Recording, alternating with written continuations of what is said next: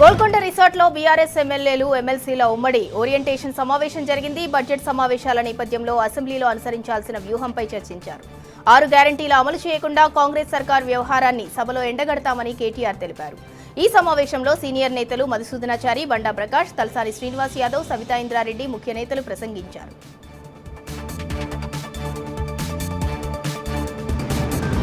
తెలంగాణ ఉద్యమాన్ని ఉవ్వెత్తున ఎగిసేలా చేసిన కీలక ఘట్టాల్లో మిలియన్ మార్చ్ ఒకటి అని గుర్తు చేశారు BRS working president KTR. March 10, 2011న మిలియన్ మార్చ్లో లక్షల గొంతుకలు తెలంగాణ రాష్ట్రం కోసం ట్యాంక్ బండ్పై నినదించాయన్నారు. ఆ అద్భుత పోరాటానికి నేటితో 15 ఏళ్లు పూర్తయ్యాయి. నిర్బంధాలు, దిగ్బంధాలు, అడ్డంకులు, బ్యారికేడ్లు, ఇనుప కంచెలు ఇవేవీ తెలంగాణ ఉద్యమకారుల స్ఫూర్తిని దెబ్బతీయలేకపోయాయని అన్నారు. తెలంగాణ అమరవీరులకు జోహార్లు అని కేటీఆర్ తెలిపారు.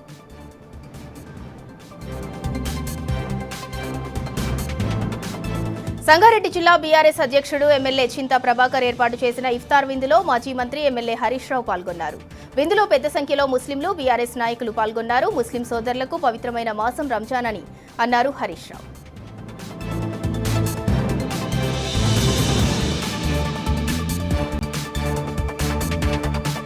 వ్యాపారుల సిండికేట్ను అరికట్టి ఎర్రజొన్న రైతులను ఆదుకోవాలని బాల్కొండ ఎమ్మెల్యే మాజీ మంత్రి వేముల ప్రశాంత్ రెడ్డి ప్రభుత్వాన్ని డిమాండ్ చేశారు. క్వింటాల్కు 3,850 ఉన్న ధరను 3,450కి తగ్గించి రైతులను ముంచే ప్రయత్నం చేస్తున్నారని కలెక్టర్ ఇలా త్రిపాఠికి ఫిర్యాదు చేశారు. ధరల పతనంతో రైతులు తీవ్రంగా నష్టపోతున్నారని, తక్షణమే ప్రభుత్వం జోక్యం చేసుకోవాలని సూచించారు. ఎర్రజొన్న రైతుల కోసం జిల్లా, మండల స్థాయి అధికారులతో ప్రత్యేక కమిటీ ఏర్పాటు చేయాలన్నారు వేముల.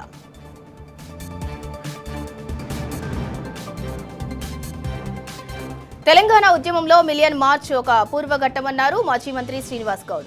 పోలీసు నిర్బంధాలను, ఆంక్షలను లెక్క చేయకుండా 15 ఏళ్ల కిందట సరిగ్గా ఇదే రోజు లక్షలాది మంది తెలంగాణ కోసం రోడ్లపైకొచ్చారని గుర్తు చేశారు.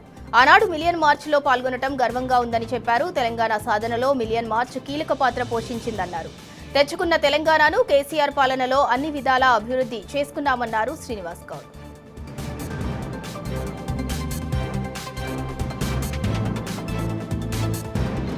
మంచిర్యాల జిల్లా కేతనపల్లి మున్సిపాలిటీలో జరుగుతున్న కాంగ్రెస్ నీచ రాజకీయాలపై ధ్వజమెత్తారు మాజీ ఎమ్మెల్యే బాల్కా సుమన్. హైకోర్టు తీర్పు ప్రకారం కేతనపల్లి మున్సిపాలిటీ చైర్పర్సన్ ఎన్నికను అధికారులు ప్రజాస్వామ్యబద్ధంగా నిర్వహించాలని కోరారు. ప్రజల తీర్పును కాలరాసి అధికారాన్ని అడ్డుపెట్టుకుని మంత్రి వివేక్ తనపై అక్రమ కేసు పెట్టించి రాక్షసానందం పొందాడని ఫైర్ అయ్యారు. పోలీసులతో ఎన్ని అక్రమ కేసులు పెట్టించినా భయపడేది లేదన్నారు బాల్కా సుమన్.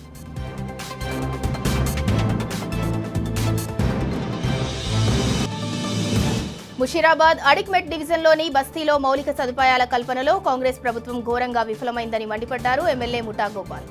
నాగమయ్య కుటుంబంలో కుంటలో 11.50 లక్షల రూపాయలతో డ్రైనేజీ పైప్లైన్ నిర్మాణ పనులను ఎమ్మెల్యే ముఠా గోపాల్ ప్రారంభించారు. డ్రైనేజీ, తాగునీరు, విద్యుత్, రోడ్లు వంటి కనీస సౌకర్యాలు కల్పించడంతో పాటు అభివృద్ధి పనులను అధిక నిధులు కేటాయించినట్లు చెప్పారు.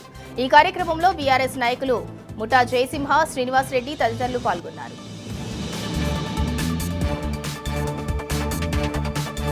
తెలంగాణ నూతన గవర్నర్గా నియమితులైన శివప్రతాప్ శుక్లా శంషాబాద్ ఎయిర్పోర్టుకు చేరుకున్నారు. గవర్నర్కు సీఎం రేవంత్ రెడ్డి, మంత్రి శ్రీధర్ బాబు, ప్రభుత్వ ప్రధాన కార్యదర్శి రామకృష్ణారావు, డీజీపీ శివధర్ రెడ్డి, ఇతర ఉన్నతాధికారులు స్వాగతం పలికారు. రాష్ట్ర కొత్త గవర్నర్గా శివప్రతాప్ శుక్లా రేపు ఉదయం 11:30 గంటలకు బాధ్యతలు చేపట్టనున్నారు. High court chief justice Aparesh Kumar Singh ఆయన చేత లోక్ భవన్లో ప్రమాణ స్వీకారం చేయిస్తారు. ప్రస్తుత గవర్నర్ జిష్ణుదేవ్ వర్మ మహారాష్ట్రకు బదిలీ కావడంతో ఆయన స్థానంలోకి శివప్రతాప్ శుక్లా నియమితులయ్యారు. శివప్రతాప్ శుక్లా 2023 నుంచి హిమాచల్ ప్రదేశ్ గవర్నర్గా పనిచేశారు. శుక్లా ఇక్కడ బాధ్యతలు చేపట్టిన తర్వాత 5 రోజులకే అసెంబ్లీ బడ్జెట్ సమావేశాల్లో ప్రసంగించనున్నారు. కొత్త గవర్నర్గా శివప్రతాప్ శుక్లా బాధ్యతలు చేపట్టిన తర్వాత మార్చి 16న మొదలు కానున్న అసెంబ్లీ బడ్జెట్ సమావేశాల ప్రారంభ ఉపన్యాసంతో పాటు ఉభయ సభలను ఉద్దేశించి ప్రసంగించనున్నారు.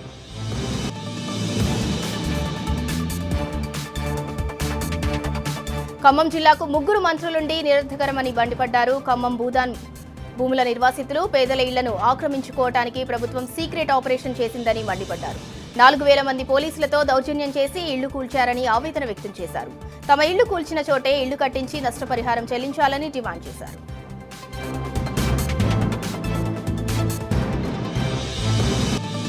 ఖమ్మం వెలుగుమట్ల భూదాన్ భూముల కూల్చివేతలపై బీఆర్ఎస్ పోరాటం ఫలించింది. బాధితుల పక్షాన నిలబడి పోరాడుతామన్న కేటీఆర్ హెచ్చరికలతో ప్రభుత్వంలో కదలికొచ్చింది. అసెంబ్లీలో నిలదీస్తామన్న కేటీఆర్ వార్నింగ్తో ప్రభుత్వం దిగొచ్చింది. ఖమ్మం కలెక్టరేట్లో వెలుగుమట్ల బాధితులకు టోకెన్లు జారీ చేస్తోంది.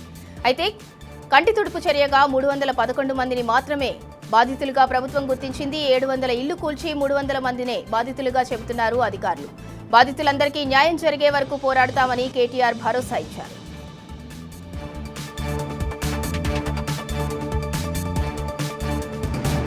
రేవంత్ సర్కార్ ఎగ్గొడుతున్న కేసీఆర్ కిట్ ను ఆదిలాబాద్ జిల్లా ముక్రాఖేలో పంపిణీ చేస్తున్నారు మాజీ sarpanch Gadke Meenakshi. BRS working president KTR పిలుపు మేరకు గిఫ్ట్ ఏ స్మైల్ కార్యక్రమంలో భాగంగా కేసీఆర్ కిట్లను అందిస్తున్నామన్నారు. గ్రామంలో ఎవరు డెలివరీ అయినా కేసీఆర్ కిట్లను ఇస్తున్నామని గాడ్కే మీనాక్షి తెలిపారు.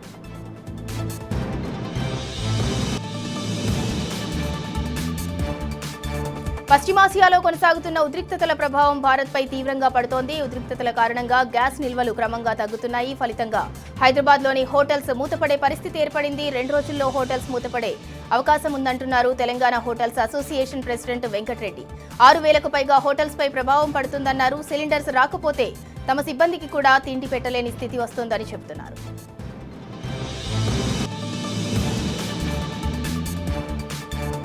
రంగారెడ్డి జిల్లా అబ్దుల్లాపూర్ మెట్ మండల పరిధిలోని కోహిడాలో రైతులు ఆందోళనకు దిగారు. సర్వే నెంబర్ 167/1లో 100 ఏళ్లుగా సాగు చేసుకుంటున్న భూములను అధికారులు బలవంతంగా లాక్కుంటున్నారని మండిపడుతున్నారు. తమ భూములను తమకు తెలియకుండా ఫ్రూట్ మార్కెట్, సబ్ రిజిస్ట్రార్ కార్యాలయాలకు ఇవ్వటం ఏంటని ఎంఆర్ఓ, ఆర్టీఓలను రైతులు నిలదీశారు. అవసరమైతే చావటానికైనా సిద్ధమని బాధితులు ఆవేదన వ్యక్తం చేస్తున్నారు.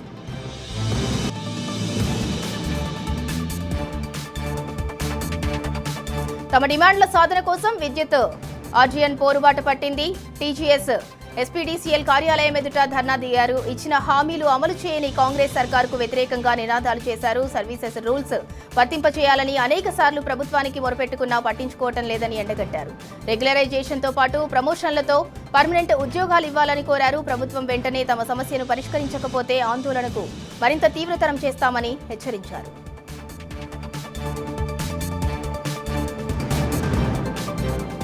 పంటలకు సాగునీటిని విడుదల చేయాలంటూ సూర్యాపేట జిల్లాలో రైతులు రాస్తారోకో నిర్వహించారు. నాగారం మండల కేంద్రంలోని సూర్యాపేట జనగామ ప్రధాన రహదారిపై ధర్నా చేశారు. పంటలు పొట్ట దశకు వచ్చాయని, నీళ్లు లేక ఎండిపోతున్నాయంటూ రైతులు మండిపడుతున్నారు. ప్రభుత్వం వెంటనే స్పందించి ఎస్ఆర్ఎస్పీ నీటిని విడుదల చేసి పంటలను కాపాడాలని డిమాండ్ చేస్తున్నారు.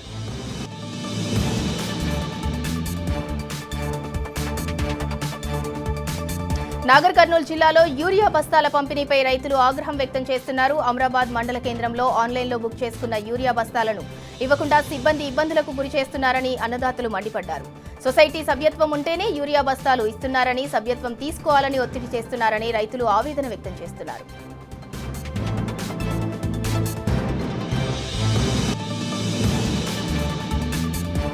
ఆదిలాబాద్ జిల్లాలో ఎయిర్పోర్ట్ నిర్మాణం డీపీఆర్ పూర్తి కావడంతో రైతుల్లో ఆందోళన నెలకొంది. ప్రస్తుతం ఉన్న ఎయిర్ ఫోర్స్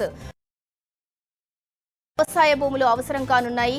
దీంతో రైతుల్లో ఆందోళన నెలకొంది. తమ భూమి ఎంత మేర పోతోంది, పరిహారం ఎంత ఇవ్వనున్నారనే వివరాల కోసం రైతులు రెవెన్యూ అధికారుల చుట్టూ తిరుగుతున్నారు. ఎకరాకు 2.50 కోట్ల పరిహారం ఇవ్వాలని రైతులైతే డిమాండ్ చేస్తున్నారు.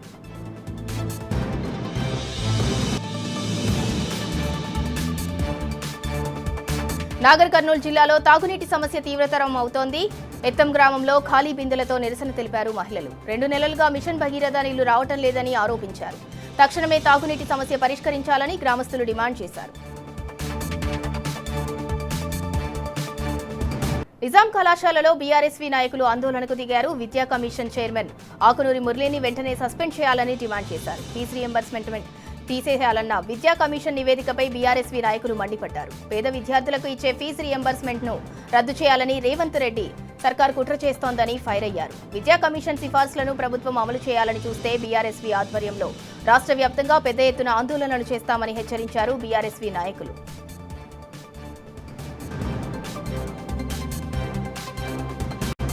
కాంగ్రెస్ ప్రభుత్వం నిరుద్యోగులను నిండా ముంచింది. ఏడాదికి 2 లక్షల ఉద్యోగాలు ఇస్తామన్న హామీ గాలిలో కలిసింది. అసెంబ్లీ సాక్షిగా విడుదల చేసిన జాబ్ క్యాలెండర్ అబాసుపాలైంది. 2.5 ఏళ్లు గడుస్తున్నా నోటిఫికేషన్లు ఎండమావిగా మారాయి. నిరుద్యోగులు ఎన్నో ఆశలతో చూస్తున్నా ఇప్పటికీ ఫలితం లేకుండా పోయింది. దీంతో కడుపు మండిన ఉద్యోగార్థులు కథన భేరి మోగించారు.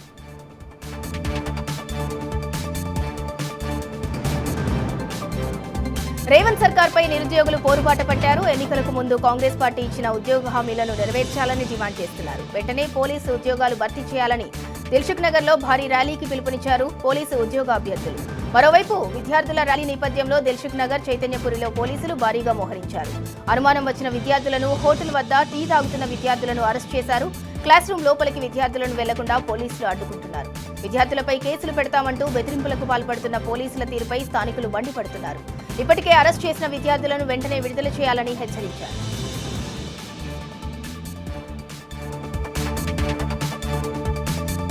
కూకట్పల్లి మున్సిపల్ ఆఫీసులో ఏసీపీ అధికారులు దాడులు నిర్వహించారు. ఓ వ్యక్తి నుంచి 18,000 లంచం తీసుకుంటుండగా కమ్యూనిటీ ఆర్గనైజర్ మురళిని ఏసీపీ అధికారులు రెడ్ హ్యాండెడ్ గా పట్టుకున్నారు. కేసు నమోదు చేసుకుని దర్యాప్తు చేస్తున్నారు ఏసీపీ అధికారులు.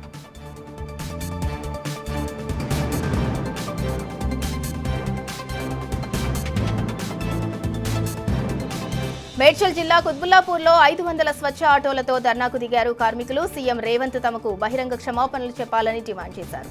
బీఆర్ఎస్ ప్రభుత్వ హయాంలో ఇచ్చిన 4,500 ఆటోలతో నిస్వార్థంగా చెత్త సేకరణ చేస్తున్న మాపై సీఎం హోదాలో ఉండి కష్టపడే మాపై విమర్శలు చేయటం హేయమైన చర్య అని ఆగ్రహం వ్యక్తం చేశారు. బేషరతుగా సీఎం తమకు క్షమాపణలు చెప్పకపోతే సమ్మెకి దిగుతామని హెచ్చరించారు.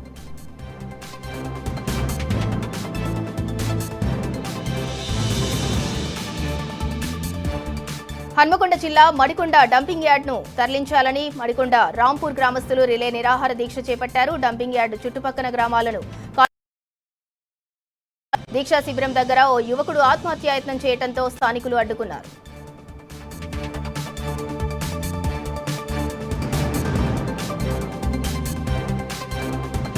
గిరిజన ఆశ్రమ పాఠశాలల్లో సమస్యలు పరిష్కరించాలంటూ తెలంగాణ ప్రోగ్రెసివ్ టీచర్స్ ఫెడరేషన్ పోరుబాట పట్టింది. పండిట్, పీఈటీ పోస్టులను అప్గ్రేడ్ చేయాలని టీచర్స్ డిమాండ్ చేశారు. వెల్ఫేర్ ఆఫీసర్లను నియమించాలని, మౌలిక సదుపాయాలు కల్పించాలని ప్రభుత్వాన్ని కోరారు. హైదరాబాద్లోని గిరిజన సంక్షేమ శాఖ కమిషనర్ కార్యాలయం ముందు టీచర్స్ నిరసన ప్రదర్శన చేపట్టారు.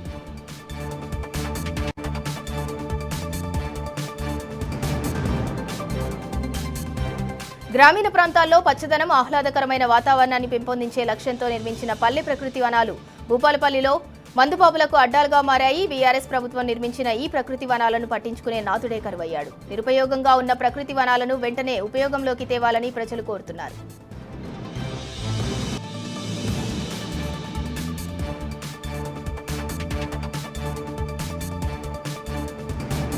వరంగల్ ఎస్ఆర్ నగర్లో కుటుంబ కలహాలతో అబ్బరపోయిన రాజు తన భార్య అనితను రోకలి బండతో దాడి చేసి హతమార్చాడు. తలపై బలంగా కొట్టడంతో తీవ్రంగా గాయపడిన అనితను కుటుంబ సభ్యులు వెంటనే వరంగల్ ఎంజీఎం ఆసుపత్రికి తరలించగా చికిత్స పొందుతూ మృతి చెందింది. పెళ్లి అయినప్పటి నుంచే రాజు భార్యతో తరచూ గొడవ పడుతూ ఉండేవాడని, ఈ క్రమంలోనే ఆవేశంలో రోకలి బండతో దాడి చేయడంతో అనిత మరణించిందని కుటుంబ సభ్యులు వివరించారు. వెంటనే పోలీసులు కేసు నమోదు చేసి విచారణ చేపట్టారు.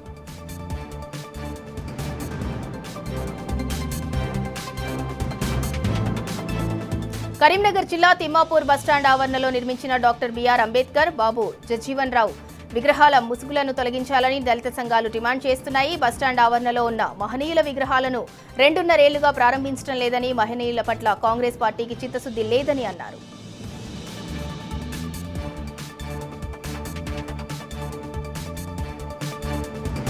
యువతకు ఆరోగ్యకరమైన జీవనశైలిపై అవగాహన కల్పించేందుకు హైదరాబాద్ నుంచి ముంబై వరకు సైక్లింగ్ యాత్రను ప్రారంభించారు. స్పోర్ట్స్ అథారిటీ ఆఫ్ ఇండియా సహకారంతో ఫియర్ ప్రాజెక్టు పేరిట జరుగుతున్న ఈ యాత్రను ప్రముఖ సైకిల్ వెల్నెస్ స్పెషలిస్ట్ కాంతిదత్ ప్రారంభించారు. దాదాపు 800 కిలోమీటర్ల దూరాన్ని ప్రయాణిస్తూ 30 ప్రాంతాల్లో ఫిట్నెస్, సైక్లింగ్ పై అవగాహన కల్పించనున్నారు. పలు పాఠశాలలు, కళాశాలలను సందర్శించి విద్యార్థుల్లో ఆరోగ్యకరమైన జీవనశైలిపై అవగాహన కల్పించనున్నారు.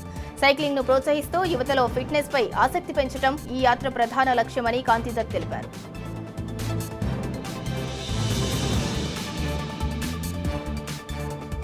హైదరాబాద్ మధునానగర్ పోలీస్ స్టేషన్ పరిధిలో కత్తిపోట్ల ఘటన చోటు చేసుకుంది. పిల్లర్ నంబర్ 1482 వద్ద ఉన్న Varahi consultancy manager Shashikiran Reddy trainer లయపై గుర్తు తెలియని వ్యక్తి కత్తితో దాడికి పాల్పడ్డాడు. దాడిలో తీవ్రంగా గాయపడిన శశికిరణ్ రెడ్డి ఆసుపత్రిలో చికిత్స పొందుతూ మృతి చెందగా లయకు చికిత్స కొనసాగుతుంది. బంజారా హిల్స్ పోలీసులు కేసు నమోదు చేసి దర్యాప్తు చేస్తున్నారు.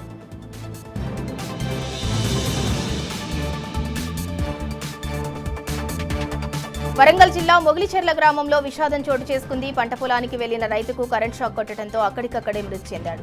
తన పంట పొలం సంరక్షణ కోసం ఓ రైతు కరెంటు ఫెన్సింగ్ ఏర్పాటు చేసుకోవడంతో ప్రమాదం జరిగింది. కరెంటు ఏర్పాటు చేసిన రైతుపై చర్యలు తీసుకోవాలని మరణించిన రైతు శ్రీనివాస్ కుటుంబ సభ్యులు డిమాండ్ చేశారు. ఈ మేరకు ఎనుమముల పోలీసులు కేసు నమోదు చేశారు.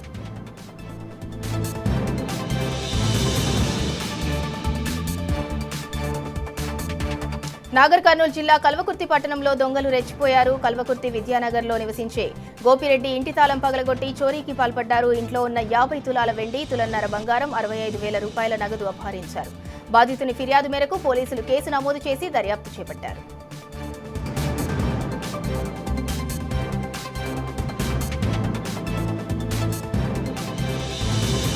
కామారెడ్డి జిల్లా దోమకొండ మండల కేంద్రంలో పిచ్చికుక్క దాడిలో 5గురికి తీవ్ర గాయాలయ్యాయి. మంటన్ మార్కెట్ ప్రాంతంలో రోడ్డుపై నడుచుకుంటూ వెళ్తున్న 2 చిన్నారులతో పాటు మరో 3గురిపై పిచ్చికుక్క దాడి చేసింది. దాడిలో 2 చిన్నారులకు ముఖంపై తీవ్రంగా గాయాలయ్యాయి. గాయపడ్డ వారిని వెంటనే చికిత్స నిమిత్తం కామారెడ్డి ప్రభుత్వ ఆసుపత్రికి తరలించారు. పిచ్చికుక్కలను తరిమి కొట్టాలని ఎన్నిసార్లు అధికారులు, ప్రజాప్రతినిధులకు ఫిర్యాదు చేసినా పట్టించుకోవటం లేదంటూ గ్రామస్తులు ఆరోపించారు.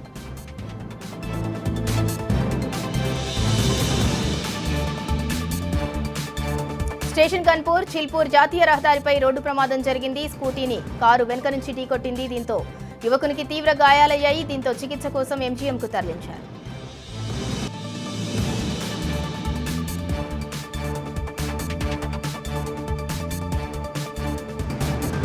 నల్గొండ జిల్లాలో రోడ్డు ప్రమాదం జరిగింది. నార్కెట్పల్లి వద్ద హైదరాబాద్ టు విజయవాడ హైవేపై 2 లారీలు ఢీకొన్నాయి. ప్రమాదంలో 2 డ్రైవర్లు మృతి చెందగా మరో 2కి తీవ్ర గాయాలయ్యాయి. క్షతగాత్రులను స్థానికులు ఆసుపత్రికి తరలించారు. సంఘటనా స్థలానికి చేరుకున్న పోలీసులు కేసు నమోదు చేసుకుని దర్యాప్తు చేస్తున్నారు. ఓ ప్రైవేటు బస్సును ఓవర్టేక్ చేస్తుండగా రోడ్డు పక్కన ఆగి ఉన్న లారీని మరో లారీ ఢీకొట్టడంతో ఈ ప్రమాదం జరిగినట్లు పోలీసులు తెలిపారు.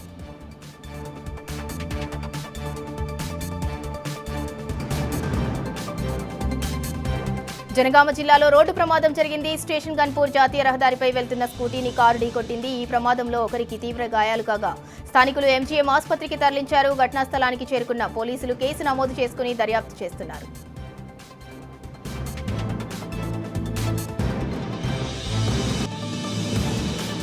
పెద్దపల్లి జిల్లా అంతర్గాం మండల కేంద్రంలోని బర్మా కాందీసీకుల ఇలవేల్పు నూకాంబిక ఆలయం వద్ద ఓ వింత సంఘటన చోటు చేసుకుంది. ప్రతి ఏటా ఉగాది పర్వదినం ముందు రోజు నూకాంబిక అమ్మవారి జాతర పెద్ద ఎత్తున జరుపుకుంటారు. నూకాంబిక అమ్మవారి ఆలయం చుట్టూ ఓ తాబేలు అంటే కూర్మం ప్రదక్షిణలు చేసి కనిపించకుండా పోవడం ఆశ్చర్యానికి గురి చేసింది. తాబేలు ఆలయం చుట్టూ ప్రదక్షిణలు చేస్తున్న వీడియో సోషల్ మీడియాలో వైరల్ గా మారింది. దీంతో ఏకంగా మహావిష్ణువు అమ్మవారి వద్దకు వచ్చాడని అక్కడి బర్మా కాందీసికులు అదృష్టంగా భావిస్తున్నారు. ఈసారి అమ్మవారి అనుగ్రహం కలిగిందని ఆనందం వ్యక్తం చేస్తున్నారు.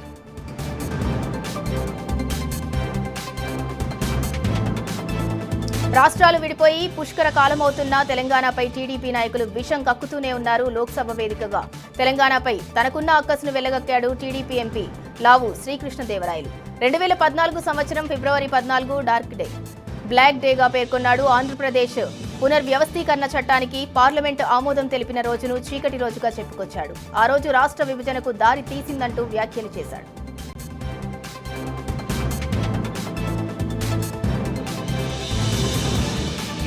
లోక్సభ బడ్జెట్ సమావేశాలు రెండో రోజు హాట్ గా కొనసాగుతున్నాయి. ప్రతిపక్ష నేత రాహుల్ గాంధీపై కేంద్ర మంత్రి కిరణ్ రిజిజు తీవ్రస్థాయిలో విరుచుకుపడ్డారు. లోక్సభ స్పీకర్ కంటే రాహుల్ గాంధీ తానే ఎక్కువ అనుకుంటున్నారని ఫైర్ అయ్యారు. 60 ఏళ్లు అధికారంలో ఉన్న కాంగ్రెస్ నేతలకు సభా సాంప్రదాయం తెలియదని నిప్పులు చెరిగారు. రాహుల్ గాంధీ సభాపతి కంటే ఎక్కువ కాదని తెలుసుకుంటే మంచిదన్నారు.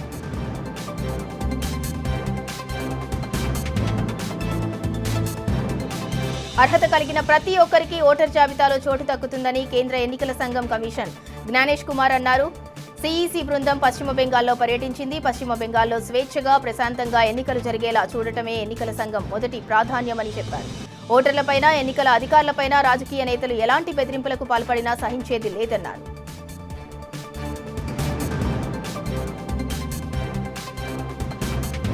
పశ్చిమాసియా యుద్ధం ఎఫెక్ట్ భారత్ ను ప్రభావితం చేస్తోంది. యుద్ధం కారణంగా గ్యాస్, ఇంధన కొరత ఏర్పడుతోంది. దాంతో గ్యాస్ కొరతను అధిగమించేందుకు కేంద్రం చర్యలు ప్రారంభించింది. వెంటనే అత్యవసర వస్తువుల చట్టాన్ని అమల్లోకి తెచ్చింది. ఎల్పీజీ పక్కదారి పట్టకుండా ఆంక్షలు విధించింది. ప్రజావసరాల కోసం వినియోగించే వంట గ్యాస్కే ముందుగా ప్రాధాన్యం ఇవ్వాలని నిర్ణయించింది. మరోవైపు ఇదే అదనుగా కొన్ని ప్రాంతాల్లో గ్యాస్ బ్లాక్ విక్రయాలు ఊపందుకున్నాయి. దళారులు ఒక్కో వాణిజ్య సిలిండర్ను రెట్టింపు ధరకు విక్రయించి సొమ్ము చేసుకుంటున్నారు.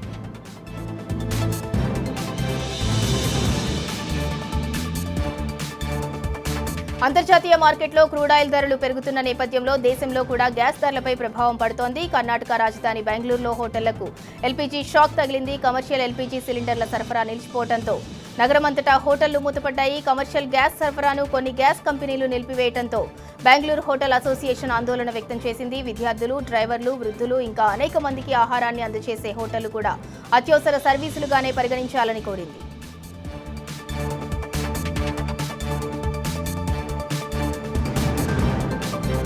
భారత్లో చీతాల సంఖ్య పెరిగింది. దేశంలోని చీతాలు 53కు పెరిగాయి. నమీబియా నుంచి భారత్కు తీసుకొచ్చిన జ్వాల అనే చీతా మధ్యప్రదేశ్లోని కునో జాతీయ ఉద్యానవనంలో 5 కూనలకు జన్మనిచ్చింది. ఇప్పటి వరకు జ్వాల 3 సార్లు కూనలకు జన్మనిచ్చింది. ఇప్పుడు పుట్టిన చీతాలతో దేశంలో పుట్టిన చీతాల సంఖ్య 33కు చేరింది.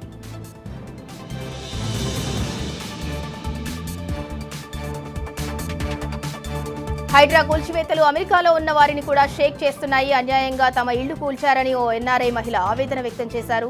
ఇదెక్కడి అన్యాయమని ప్రశ్నించారు. హైదరాబాద్ గుండ్లపోచంపల్లిలో ఉన్న తమ ఇళ్లను ఉత్తిపుణ్యానికి కూల్చేశారని చెప్పారు. ఇదేంటని అడిగితే సీఎంఓ నుంచి ఆర్డర్ వచ్చిందని అందుకే కూల్చేశామని చెప్తున్నారని ఆవేదన వ్యక్తం చేశారు. తమ ఇల్లు ఎఫ్టీఎల్ పరిధిలో కాదని బఫర్ జోన్లో కానీ లేదని ఆమె వివరించారు.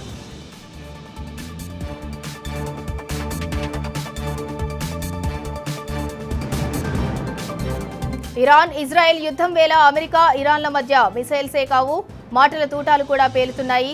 హార్మోజ్ జలసంధిలో ఆయిల్ ట్యాంకర్లను ఆపితే ఇప్పుడు చేస్తున్న దాడులను 20 ఇంతలు తీవ్రతరం చేస్తామని ట్రంప్ హెచ్చరించారు. ఈ హెచ్చరికలను ఇరాన్ ఏమాత్రం ఖాతరు చేయదంటూ ఇరాన్ జాతీయ భద్రతా మండలి కార్యదర్శి అలీ లారిజనీ కౌంటర్ ఇచ్చారు. ఇరానీయులు బెదిరింపులకు భయపడరని, ఎదురుదాడులకు అమెరికా సిద్ధంగా ఉండాలని అలీ లారిజనీ ప్రకటించారు.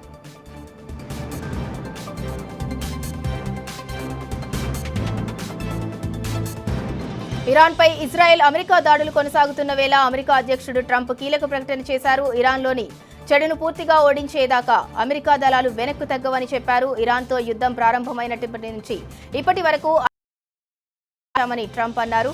4 రోజుల్లోనే ఆ దేశానికి చెందిన 46 అగ్రశ్రేణి నౌకలను యుఎస్ మిలిటరీ ముంచేసిందని ట్రంప్ చెప్పుకొచ్చారు.